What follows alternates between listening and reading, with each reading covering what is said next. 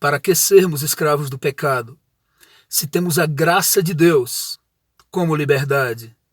Vamos falar de graça? Queria começar fazendo uma pergunta para você. Quem está no controle? Quem controla a tua vida? Temos um grande problema. Muita gente diz por aí, não, quem está no controle da minha vida sou eu. Eu faço o que eu quero, eu é que decido e é do meu jeito. Outros dizem assim, não, eu sou controlado por Deus, eu sirvo a Deus e Ele está no controle da minha vida.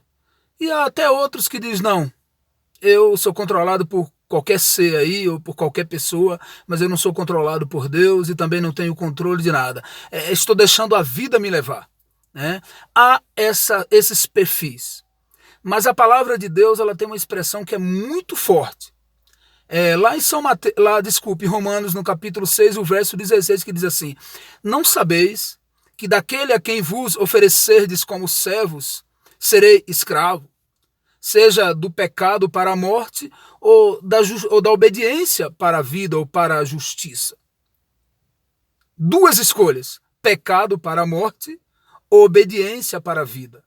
Sabe essa ideia de que nós estamos no controle, nós temos a direção, nós sabemos controlar ou nós podemos controlar, isso é loucura.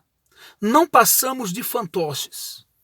Num livro Desejado de Todas as Nações tem uma expressão muito forte que diz assim: a menos que nos entregamos inteiramente a Deus, somos escravos de outro poder. Inevitavelmente, podemos falar de liberdade, mas nos encontraremos na mais profunda escravidão. Nós só temos um controle, querido irmão, que me ouve, saber escolher quem nos controla. E o desafio aqui é: quem está no controle?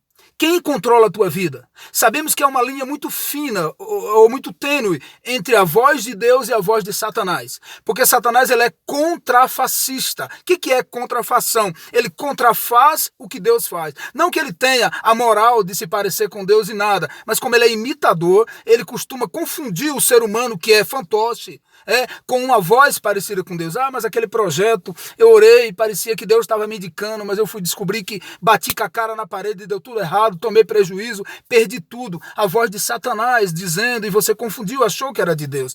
Mas aquele casamento, aquele relacionamento que eu aparentemente vi Deus confirmando, mas lá na frente houve uma traição, houve uma dificuldade, houve abusos, houve exploração, e eu descobri que não era o plano de Deus para a minha vida. Há uma linha muito tênue entre a fé e a tolice. Nós precisamos, nesse dia, em nome de Jesus Cristo, compreender que só podemos ouvir a voz de Deus de verdade se estivermos inteiramente sob o controle de Deus.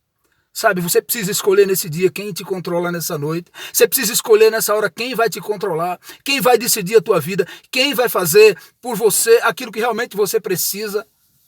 É Deus que você escolhe. Então se torne servo dele em nome de Jesus Cristo.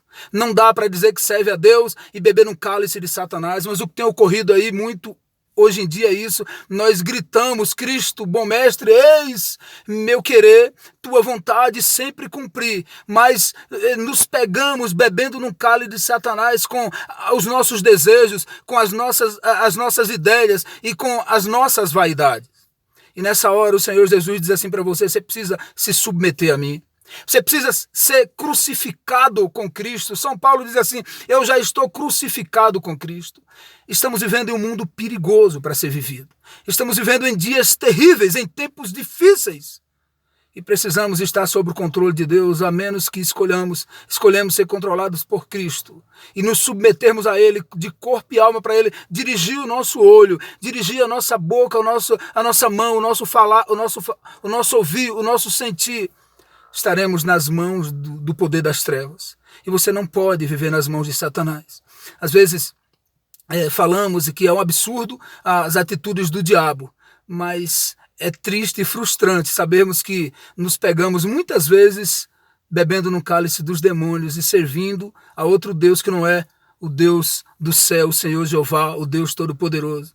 E Deus ele sugere que nessa tarde você consiga trabalhar com Ele de verdade.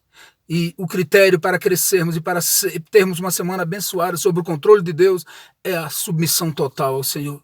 São Paulo disse assim: eu já estou crucificado com Cristo, e já não vivo eu, mas Cristo vive em mim. Você é só um instrumento. O instrumento, ele depende de quem o controla para ele ser bom ou mal. Um machado não é mal por si próprio. Ele pode cortar madeira e alimentar uma casa através do fogo que essa madeira produz, ou ele pode ser usado por alguém para cortar a cabeça de outro. É quem está no controle. Um violino pode tocar sons maravilhosos e abençoar vidas, ou pode fazer barulhos horríveis e espantar pessoas. Quem está no controle?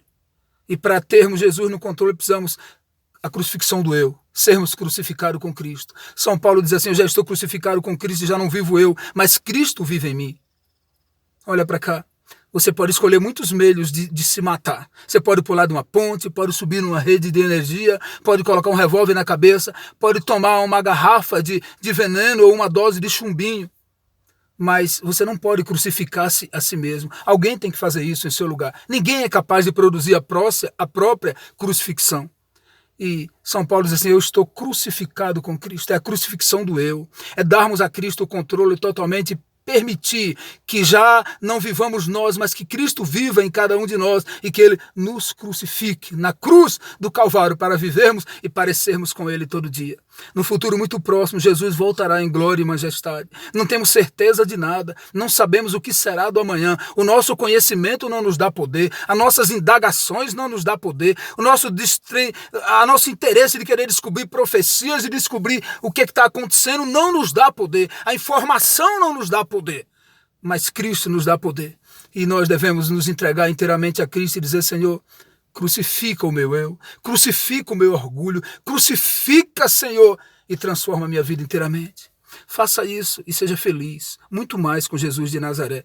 Que Deus te abençoe e lembre-se, a certeza traz vitória e a dúvida só traz derrota. Não tenha dúvida que essa palavra é de Deus para abençoar a tua vida, em nome de Jesus.